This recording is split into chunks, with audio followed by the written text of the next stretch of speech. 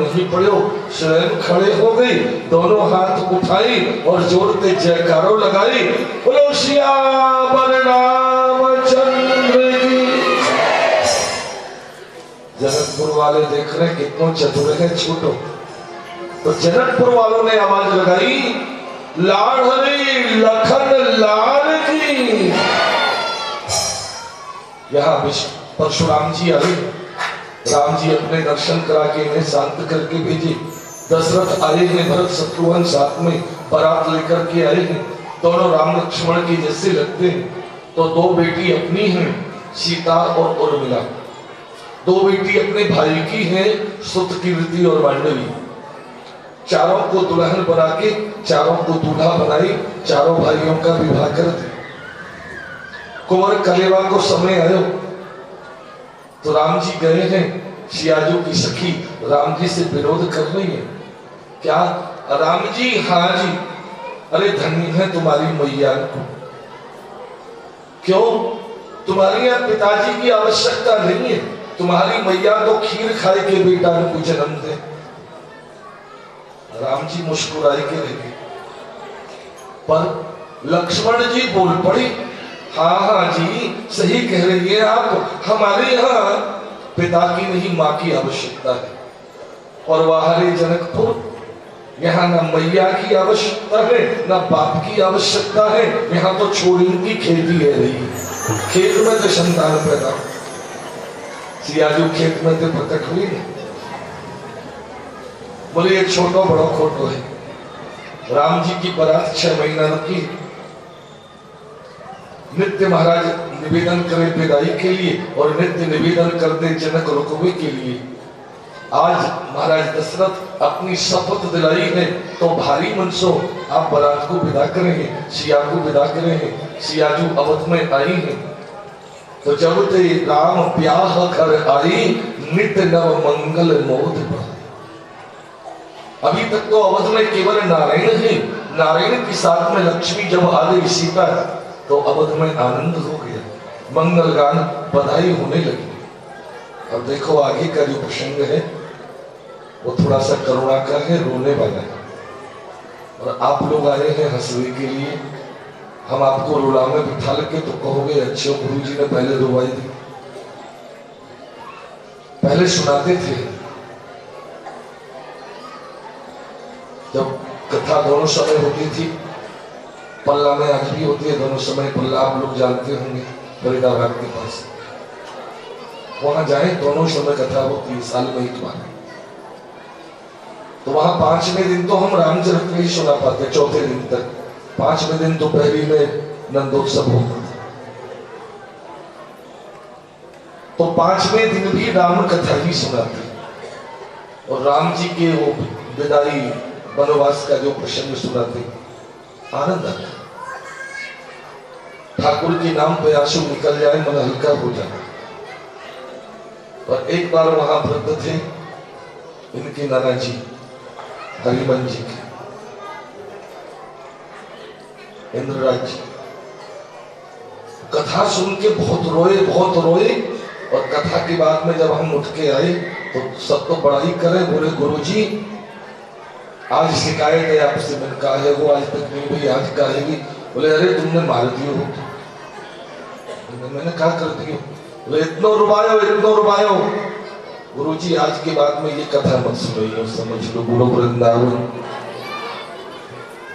बोले नंदोत्सव में हमें हंसवे गावे हूँ और गुरुजी पहले रुबाए नहीं हैं।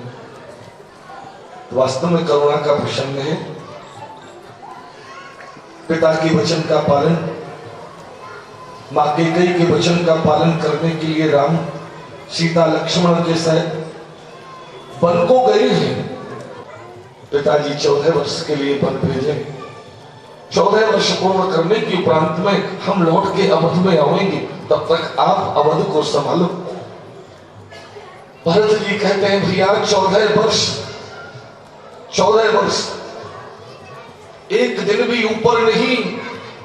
अगर 14 वर्ष सो एक दिन ऊपर निकल गयो ना तो भरत अपने को अपराधी समझ के जीते जी चिता में जल के प्राण छोड़ दे। जो कहे राम भरत के मुख पे हाथ रखे, ना भैया ऐसा मत बोल, मैं आऊं। राम चित्रकूट में निवास कर रहे, तो यहाँ अयोध्या जी से कोई ना कोई रोज मिलने को आ जाता है। राम जी बोले अगर अवध का संदेश ही मिलता है तो वनवास कैसा। चित्रकूट को छोड़ के आगे गए हैं, पंचवटी पर निवास किए हैं, जहां रावण की बहन शूर्पणखा आ गई। राम से विवाह के लिए निवेदन किए, राम जी मना किए तो क्रुद्ध होकर भयानक रूप धारण करके सीता को डराई। राम लक्ष्मण को आदेश करके इन्हें कुरूप बनवाए हैं। ये रोती बिलखती रावण के पास गई है तो रावण मारीच को माया मृग बना करके लेके आए हैं। मायापति को माया मृग माया में फंसा के दूर ले गए। पीछे से रावण जानकी का हरण कर दिया।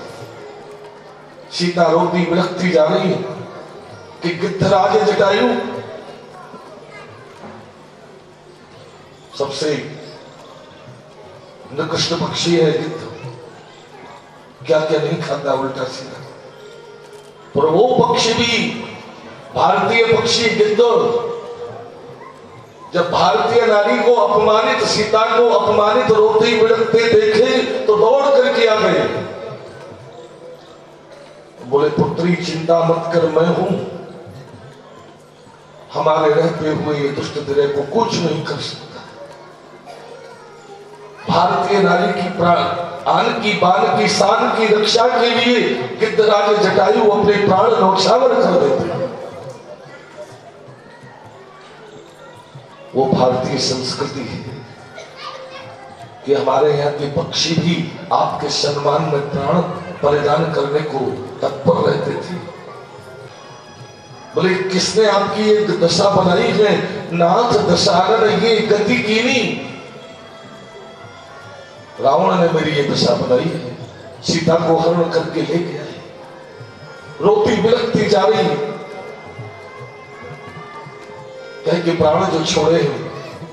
तो प्यारे न रोई पल गमन में श्री पिता की वेदनाओं पर, उठाकर गीत को निज गोद में आंसू बहाते। यही हरि भक्त कहते हैं, यही सब ग्रंथ गाते हैं। न जाने कौन से गुण पर कृपा निधि रीझ जाती। नहीं स्वीकार कर सकते निमंत्रण नृप सुयोधन का, विदुर के घर पहुंचकर भोग छिलकों का लगा। जो लाभ दशरथ को नहीं मिला वो लाभ गिद्धराज जटायु को मिल गया। राम के कर कमलों से इनका अंतिम संस्कार हुआ। सबरी के यहाँ गए, इनसे प्रेरित होकर के ऋषिमुख पर्वत पर सुग्रीव से मित्रता करके बाली को अवध करके सुग्रीव को किष्किंधा का राजा बनाए हैं। सुग्रीव वानर सेना को सीता की सूचना लेने को भेजेंगे। हनुमान जी सीता जी के संदेश लेकर के आए हैं तो राम जी वानर दल को लेकर के लंका पर आक्रमण किए।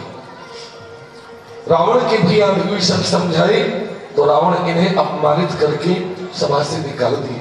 ये रामा दल में आके मिले हैं, राम सेतु का निर्माण करिए। पहुंचे हैं लंका में, युद्ध प्रारंभ है।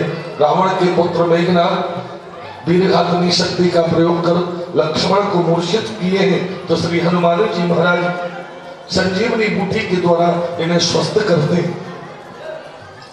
कुंभकर्ण आए हैं, राम जी इनका उद्धार किए। मेघनाथ को लक्ष्मण लाले मार दिए। रावण आए हैं, प्रभु रावण को मार के पृथ्वी का भार उतारे हैं। विभीषण को लंका का राजा बना करके 14 वर्ष के बाद में लौट के अवध में आई तो अवधनाथ रघुनाथ कहलाए। बोलो राजा रामचंद्र की।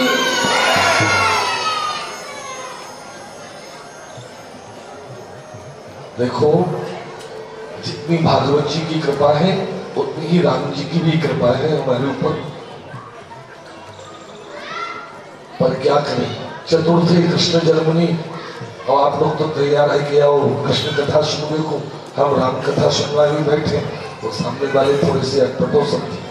पहले तो लोग हमें बदनाम करते, बोले इतनी रामायण सुनाते हैं, इतनी राम कथा सुना देते। तो धीरे धीरे करके आपने उपाय यही निकाला, चौथे दिन गुरुजी ने अटका दो कृष्ण जन्म में, अपने आप रामचरित्र छोटा हो जाता है। अब आपको बताते हैं पुरुरवा, जिनका विवाह उर्वशी के साथ में हुआ, इनके यहाँ नहुष आदि 5 पुत्रों का जन्म हुआ। इन्हीं के वंश में आगे चल के गाधी नामक राजा हुए। गाधी की कन्या का विवाह ऋषि मुनि के साथ में हुआ। गाधी की पत्नी ने अपनी बेटी से बोले बेटा तेरे पति तो ऋषि हैं, वो जो चाहे सो करे, उनसे प्रार्थना करो, यदि उनकी कृपा हो जाए तो हमें एक पुत्र, तेरे को एक भाई मिल जाए। कन्या ने निवेदन किए हैं तो ऋषि मुनि यज्ञ किए। यज्ञ की पूर्णाहुति के उपरांत 2 कलशों में अभिमंत्रित जल एक अपनी पत्नी को दिए, एक सास को दिए। सासू जी ने विचार किए, मेरे जमाई ने बढ़िया वालों जल को मेरी बेटी को दियो, कमजोर वालों मुझे को दे, बदल लिए। पूछे बेटा कैसे बताइए, जल कैसे पीना है? बोले ये आपका है, ये मेरा है। बोले नहीं नहीं, ये मेरा है, ये तेरा है। बदल लिए, जल पिए हैं। ऋषि मुनि जब आए हैं, पूछे जल पिया? हाँ पी लिया। कैसे पिया? बोले आपने जो कलश मेरे को दिया वो माँ ने पी लिया, और माँ ने माँ को दिया वो मैंने पी लिया। बोले ये तेने क्या कर दिया? क्यों? आपकी माताजी को जो जल दिए थे वो क्षत्रिय तेज से पूर्ण था, और आपको जो जल दिए थे वो ब्रह्म तेज से पूर्ण था। अब उल्टा हो गया। अब तेरा जो बेटा होगा वो महान क्रोधी होगा, और तेरा जो भाई होगा वो महान तपस्वी तेजस्वी होगा।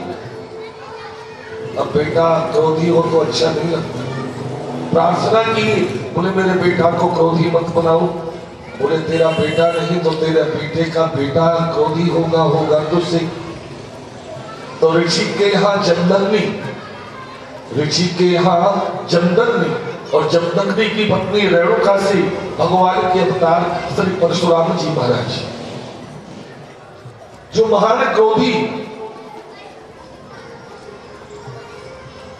और गाधी के यहाँ विश्वामित्र, जो महान तपस्वी, महान तेजस्वी हुए, तपस्या के प्रभाव से राज ऋषि से ब्रह्म ऋषि बन गए।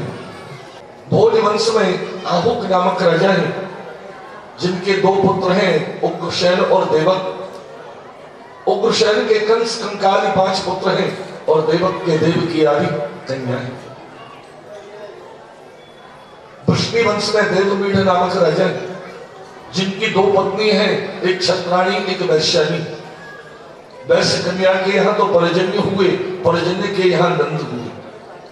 अब पिता क्षत्रिय है, माँ वैश्य है, इसलिए राज्य का अधिकार नहीं है। तो बोले आप अपने मामाओं का कर्म करो। महाराज देवमीढ़ ने अपना गौधन इन्हें दे दिया, जिनका दही दूध बेचो, अपना परिवार पालो।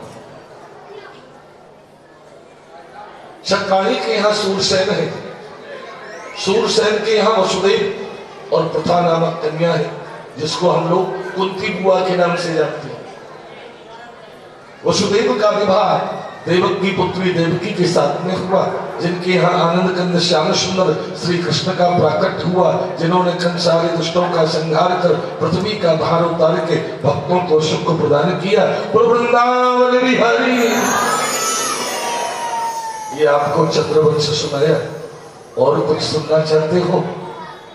परीक्षित बोले गुरुजी, कथितो वंश विस्तारो भवता सोम सूर्यो राज्ञां चुभयवंशानां चरितानां परमाद्भुतम्।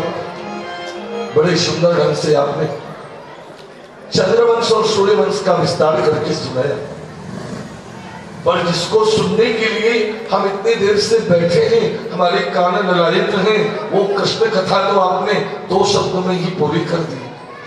मैं थोड़े विस्तार से बताऊं कैसे देवकी वसुदेव का विवाह हुआ। वसुदेव जी कंस का क्या बिगाड़ दिए, जो इन्हें कारागार में डाल दिए, वहां कैसे भगवान का प्राकट्य हुआ, कैसे गोविंद गोकुल गोकुल जाकर के लीला किए हैं, थोड़े विस्तार से सुनाओ। तो आप बताते हैं, बोले राजा मथुरा के राजा उग्रसेन जिनकी पत्नी है पवन रेखा, पवन रेखा के यहाँ बालक का जन्म हुआ। जन्म की सूचना सुनते ही महाराज के सिर का ताज गिर गया। महाराज ब्राह्मणों को बुलाई, बोले ये बालक कैसा होगा। ब्राह्मणों ने बताया, बोले यह बालक बड़ा वीर पराक्रमी होगा। बोले वीर तो होगा, पर इसका जो बल है वो धर्म की रक्षा की काम आएगा, यह हत्या की। बोले रक्षक तो नहीं बनेगा, तो अधर्मी होगा। ऐसा बल किस काम का जो धर्म की हत्या करे। बालक को कांस की मजूसा में सुलाकर के यमुना में प्रवाहित कर दिया। यमुना के किनारे पर आके नारद जी घूम रहे। नारद जी देखे कोई बालक यमुना में बह तो जाए, निकाले हैं तो देखे ये तो पुरानो चेला है, पालन पोषण किए हैं, युद्ध विद्या में निष्णात जब हो गए तो इनको नारद जी एक तलवार दी, बोले ये पकड़ो, जिस युद्ध में आप इसका प्रयोग करोगे आपकी विजय निश्चित है। और एक बात ध्यान रखना, भूल करके भी कभी किसी स्त्री के ऊपर इसे मत उठा देना, नहीं तो इसका तेज समाप्त हो जाएगा। अब जाओ। कहां जाऊं? अपने घर जाओ। बोले मैं तो आपको छोड़ के कहूँ जानू ना हूं, मैंने तो आंख आपकी गोद में खोली है। बोले आप मथुरा के राजा उग्रसेन के पुत्र हो, तो यहां कैसे आ गया? अब चेलाए पढ़ाने को समय मिल गया। बोले तेरे पिताजी ब्राह्मण में ज्यादा विश्वास करें, और मथुरा के ब्राह्मण तो भान छान के भविष्य बतावे। बस तेरे पिताजी को बहकाई दियो, और जन्म लेते ही तुम्हारे पिता ने तुम्हें यमुना में बहा दियो। भैया हमें दिखाई दे गई तो हमने बचा लिए, नहीं तो मर जाते। कंस आज ही विप्र कुलद्रोही हो गया, ब्राह्मणों का शत्रु। बोले इन ब्राह्मणों ने मेरे को मरवा दिया होता, अब नहीं छोड़ूंगा इनको। अघासुर, बकासुर, धैनुकासुर, ब्रह्मासुर, अरिष्टासुर, दुविध, केसी, शरतोषल, मुष्टिक, चांडूर, बड़े बड़े असुरों को जीत करके अपना सेवक बना लिया। आसुरी सेना को लेकर के आक्रमण करते हैं राजाओं के ऊपर, राजाओं को पराजित करते हैं। जरासंध को युद्ध में पराजित किए हैं, तो जरासंध अपनी दो बेटी अष्टि और प्राप्ति, जलेबी, हाँ बढ़िया मिलेगी, जलेबी बटेंगी आज। चलिए हाँ, बोलो वृंदावन। कल नहीं मिला था, थोड़े तो जल्दी हो गए, तो बोले गुरुजी थोड़ा और देर से करो, नहीं तो गड़बड़ हो जाएगी। अब आयो प्रसाद ठाकुर को, अब देखो अष्टि प्राप्ति दोनों का विवाह कंस के साथ में किए हैं। कंस आसुरी सेना को लेकर के मथुरा की तरफ आ रहे हैं। यहाँ देवर्षि नारद ने आकर के उग्रसेन को बताए हैं, आपका जो बेटा यमुना में बह गया था ना, हमने निकाल लिया, बहुत बलवान हो गया। आ रहे मथुरा में, रख लेना अपने यहाँ, कभी कभी खोटा सिक्का भी काम दे जाता है। नारद जी के कहने से आपने कंस को अपने यहाँ सेनापति बनाए। मेरा बेटा आ गया, ये प्रसन्नता में महाराज यज्ञ करते हैं। अब यज्ञ का जो धुआं है, यज्ञ का जो धुआं है ना, वो देवताओं को अच्छा लगता है और दैत्यों का जी घुटता है। बस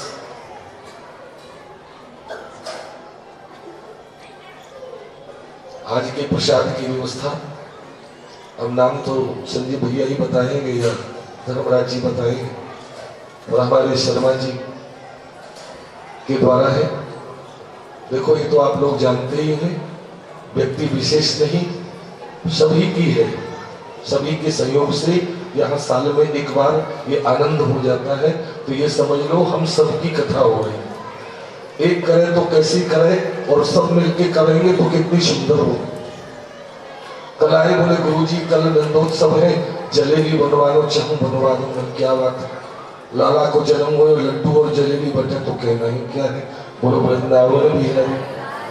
बता दो ग्रेटर नोएडा, केवल नोएडा 50 सेक्टर, हाँ 50 सेक्टर नोएडा, 50 सेक्टर नोएडा। और धन्य इनके लिए इतना सुंदर प्रसाद आज इनकी ओर से मिलेगा। जैसा कि गुरुदेव भगवान ने कहा जलेबी का प्रसाद मिलेगा, साथ में और भी आइटम होंगे, केवल जलेबी नहीं होगी। नाम ले लो, नाम। और श्री राकेश शर्मा मास्टर जी, इनकी ओर से आज का प्रसाद है। इनके नाम से एक बार ताली हो जाए। वो धुआं जो इनको लगे, कहां से आ रहा है ये धुआं, इतना धुआं। सब बताए ब्राह्मण यज्ञ कर रहे। बोले ये तो वही ब्राह्मण है जिन्होंने मेरे को मरवा दिया होता, नहीं छोड़ूंगा। आए हैं यज्ञ विध्वंस कर दिए। ब्राह्मणों ने उग्रसेन से शिकायत की। उग्रसेन इन्हें समझाना चाहे तो इन्हें कारागार में डलवा करके स्वयं राजा बन गए। अब लोग कैसे जाने, तो अपनी बहन देवकी का विवाह करते हैं वसुदेव के साथ में। महाराज बड़े प्रेम से विवाह संपन्न हुआ। बहन को विदा करने के लिए स्वयं सारथी बन के जा रहे, तो आकाशवाणी हो गई, कंस जा देवकी के विवाह में फूलों समा रहे हो, फूलों नहीं समा रहे हो, प्रसन्न है कि विदा करने को जा रहे हो। यही देवकी को 8 लाल 13 काल होएगो का। जो सुनी क्या करूं, देवकी को मार डालूं, देवकी नहीं रहेगी तो काल नहीं आएगा। केस पकड़ के देवकी को रथ से नीचे खींच लिया, मारना चाहिए। वसुदेव जी रोके हैं, वचन दिए हैं कि देवकी की उदर से 1 से लेकर 8 तक जो भी बालक जन्म लेंगे हम आपको देंगे। कंस बोले एक शब्द, जब तक 8 बालक जन्म नहीं लेंगे तब तक आपको मेरे कारागार में रहना पड़ेगा। स्वीकार किए। तो थोड़ी देर पहले जिन्हें ससुराल विदाई हुई है, थोड़ी देर के बाद उन्हीं को अपमानित होकर कारागार में बंदी गृह में रहना पड़ा। यहाँ प्रथम पुत्र का जन्म हुआ। वसुदेव जी लेकर के गए हैं, कंस देख के हंस पड़े, बोले ये अरे छोटा सा बालक मेरा क्या बिगाड़ेगा। वसुदेव तेरी सत्य निष्ठा पर भरोसा है, जाओ साथ का पालन करो, मेरा काल 8वां है, चुपचाप ला करके दे देना हमारा। ठीक है।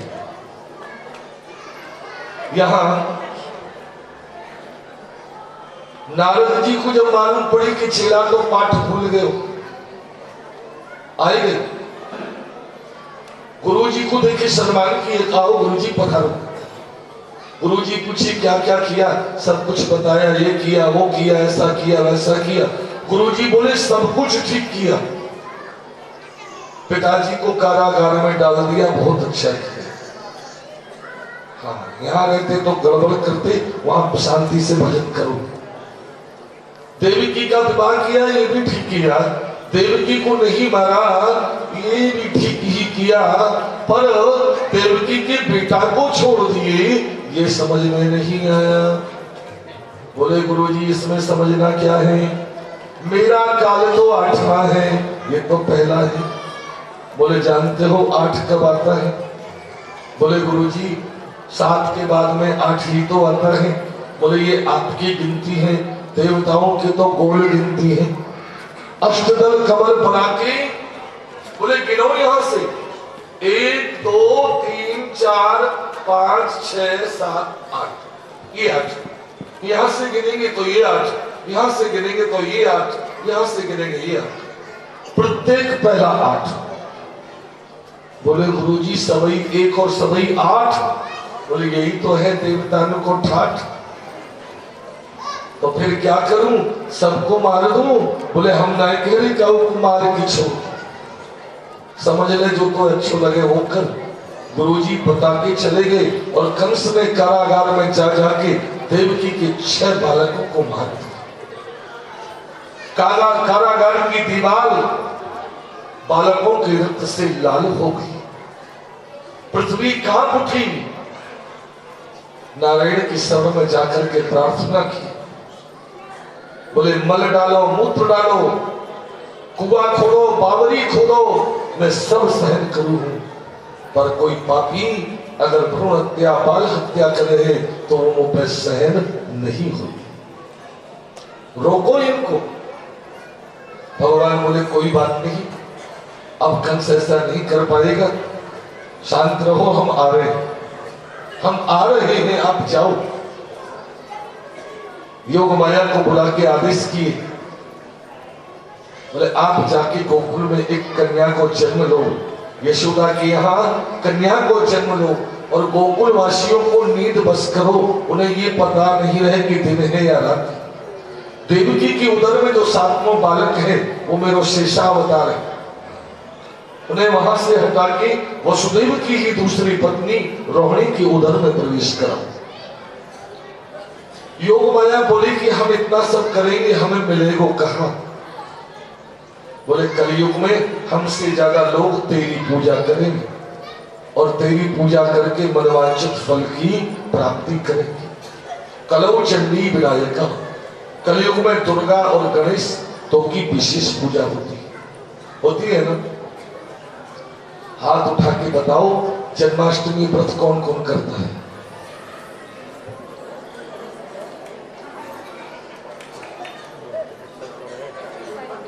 अच्छा, ये तीन लोग नहीं करते। रोहिणी माता कारागार में मिलने को आती है तो देखिए ये गर्भवती है। वसुदेव ने कहा देवी अब मत आना, क्यों इनका 7वां नष्ट हुआ है, कहीं गिनती पूरी करने के चक्कर में तेरे को न मार दे। तू तो कहीं जाएगी, छुप जा। कहा जाए? बोले गोकुल जाओ, वहां हमारे भैया नंद है, हमारी भाभी यशोदा है, उनको परिचय देना, वो आपको रखेंगे अपने यहाँ। रोहिणी माता रात्रि में छुप छुप करके गोकुल पहुंची है। यह समय पाकर के भादों के महीना शुक्ल पक्ष षष्ठी के दिन बलराम जी को प्राकट्य है। बोलो दाऊ जी महाराज की। अब इधर 8वीं की बारी तो है भी पूरी तैयारी। 10,000 बलशाली योद्धा रात दिन एक करके पैरों लगाओ। दासी जो देवकी की सेवा करवे को आवे, वो जब जाए तो कंस पूछे कैसी है देवकी, कैसी है देवकी? तो ये कहे देवकी मत कहो, देवी कहो। देवी इतना तेज है कि देवकी के मुख पे दृष्टि ठहरे हुई। सुन सुन के कंस के पेट में पानी हुई। सोची जो माँ की उदर में इतना तेजस्वी है वो बाहर निकल के कहा करेगो, सोच सोच कर डरे। फिर सोच रहे कि वो तो बाद में मारेंगे और ये बड़ाई सुनाए के अधमरों पहले कर डालेंगी मुझको। कल पे कोई भी नहीं जाएगी हाँ वहां सेवा करने। अरे भाई कोई तो जाएगी। तो एक गूंगी बहरी जो ना बोल सके ना सुन सके, ये सेवा करेगी, देख तो सके आंखन। बस ये जब सेवा करके लौट के आई है, कंस ने इशारे दे पूछी कैसी है देवकी? उनने यूं करके जो बताया, अब हाथ ऊंचे चले गो ज्यादा, यूं करके जो बतायो कंस घबराया, उन्हें तो और जल्दी मरवाएगी बोला। तो भी नहीं जाएगी। अष्टमी रोहिणी नक्षत्र और बार आज कौन सा है?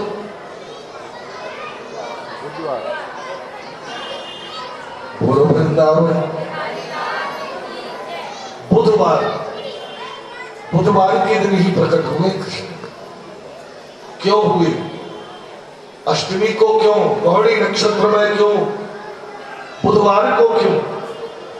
सबका एक ही उत्तर है कि चंद्रमा को प्रसन्न करने के लिए ठाकुर जी ये सब लीला की प्रकट हुए हैं।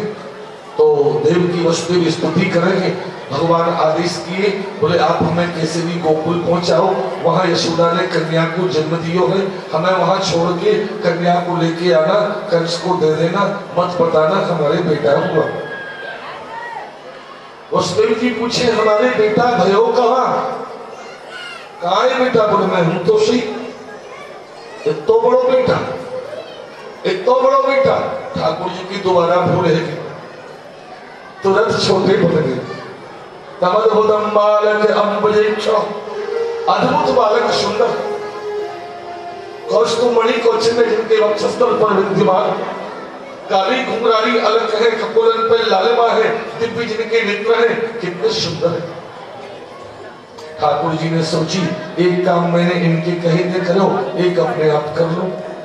कौन सो? रोवे वालों, रोवे वालों। रोवे के लिए ठाकुर जी ने जैसे मुंह खोले हो, देवकी मैया बोली चुप, रोना मना है। भगवान बोले क्यों? जब मैं नाए रोऊं तब तो कहे रो, अब रो रहे हूं तो कह रही है मत रो।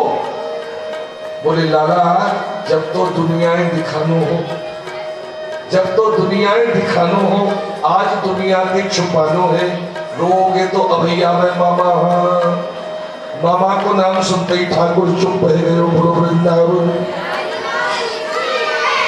वसुदेव जी हाथ लगाए, हाथ की हथकड़ी, पायल की बेड़ी डाल की तो खुल गई, बंधन मुक्त हो गई। सुख में सुला के लला को लेके जाए, चादर डाले खुल गई, पहरेदार सो गए। तो सुनकर के कंस आई, कन्या को देवी की शिक्षा के शिला पर पटकना चाहिए, हाथ से छूट गई। आकाश में अष्टभुज धारण करके बोली मूर्ख कंस, मेरी हत्या को पाप तो तेने व्यर्थ नहीं कियो, तो मारवी मारो तेरो काल ब्रज में प्रकट रह गयो।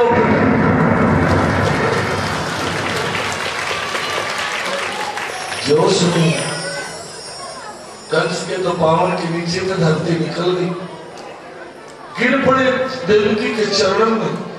बोले बहन मेरे अपराध को क्षमा कर, मेरे दो को निर्वंश कर दियो, क्षमा करूंगा। बंधन मुक्त करा के विदाई का आदेश कर दिया। इधर अपने असुरों को बुला करके आदेश किए जाओ, ब्रज में जाओ और आज से लेकर के 6 महीने तक के जितने भी बालक पाओ सबको मार के खा लो। इधर ब्रह्म मुहूर्त है, देखो दासी आई है यशोदा की जगाने को, और वहां देखे प्रकाश है, ब्रजरानी की बगल में प्रकाश है। पास में गई है तो देख रहे सुंदर उज्ज्वल नीलमणि छोटे से बालक मुकुंद मां की बगल में क्रीड़ा कर रहे, खेल रहे। अब भैया पहलौती को छोड़ा हो तो कछु बजावे है ना, कहा बजावे? बजावे खड़ी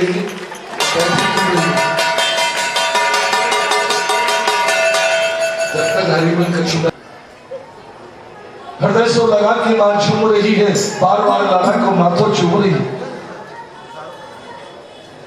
दासी दौड़ के गई है नंदराय के पास जो गैयान को दूध निकलवा रहे, वहां जाके कह रही है बधाई हो नंदराय, बधाई हो ब्रजराज, बधाई। क्यों? आपकी लाला है देव, आपकी लाला है देव। नंद जी कह रहे बावरी ही गई है, बावरी है गई है।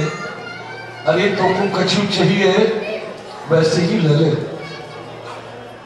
पर मेरी हंसी क्यों उड़ावे? क्यों? बोले रात को तो कह रही कि लाली भई है और अब कह रही है लाला। ब्रजवासी लाल पीली फरिया ने ओढ़ ओढ़ के झूमती झामती गामती बजामती चले आ रही। अब देखो आगे का प्रसंग जो है वो सब इन लोगों का बहुत शुरू हो गए। खटपट कर लो, कल के लिए ध्यान रखो। बधाई तो आज भी बांटेंगे पर आज भीड़ ज्यादा है, शायद ना मिले। कल कथा जब शुरू करेंगे ना, सबसे पहले बधाई से शुरू करेंगे, तो जो पहले आवेगा वो मिठाई कल भी खाओगे। और कल यहाँ गोवर्धन पूजा होगी, गिरिराज पूजा। आप लोग सभी गिरिराज जी जाते हैं, गिरिराज जी के भक्त हैं, समझ लो गिरिराज जी कल हमारे यहाँ ही आ जाइए। जय जय श्री अरे अनोखो जायो ललना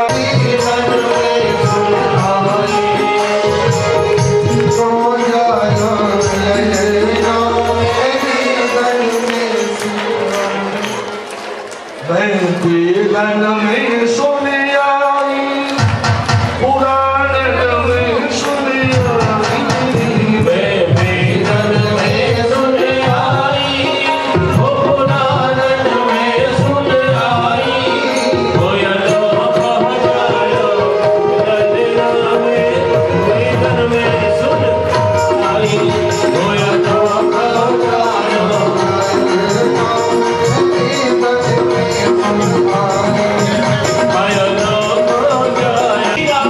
सभी लोग अपने स्थान पर बैठ जाएं। जो लोग खड़े हुए हैं उनसे निवेदन है अपने स्थान पर बैठ जाए पहले, तब भजन शुरू होगा। सभी लोग बैठे अपने स्थान पर। जो लोग नाच रहे हैं केवल वहीं खड़े होंगे। वसुदेव चली गोकुल वसुदेव चले गोकुल को आगे आए रघुना में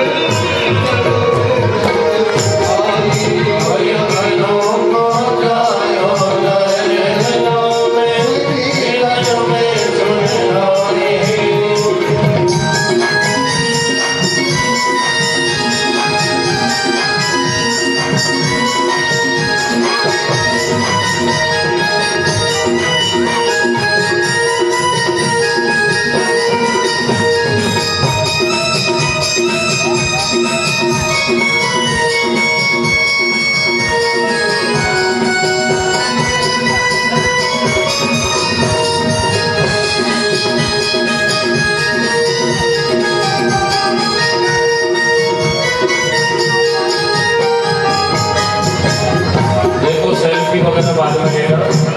ये व्यवस्था संभालो, पहले लाला का पूजन होगा, पंडित जी पूजन कराओ, सभी को पहले लाला को बधाई देनी है, पूजन कहीं से ले जाओ और एक थाल रख दो बड़ा सा, सब लाला की भेंट कराओ। काहे को या को बनो निकाल लो, काहे को या को बनो निकाल लो, काहे को या को बनो निकाल लो, काहे को या को बनो निकाल लो,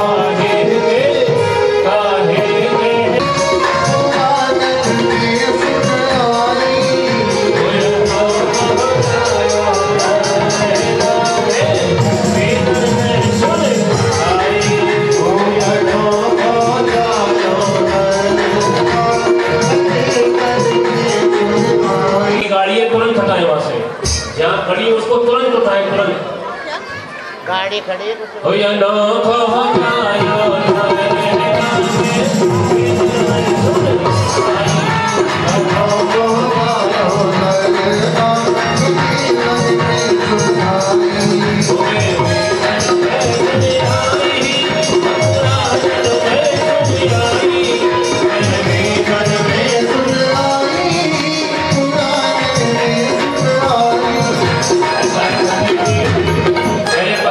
लाला का पूजन करो, खूब नचाएंगे सबको। और सभी जनमानस से प्रार्थना है धीरे धीरे आते रहो और लाला का पूजन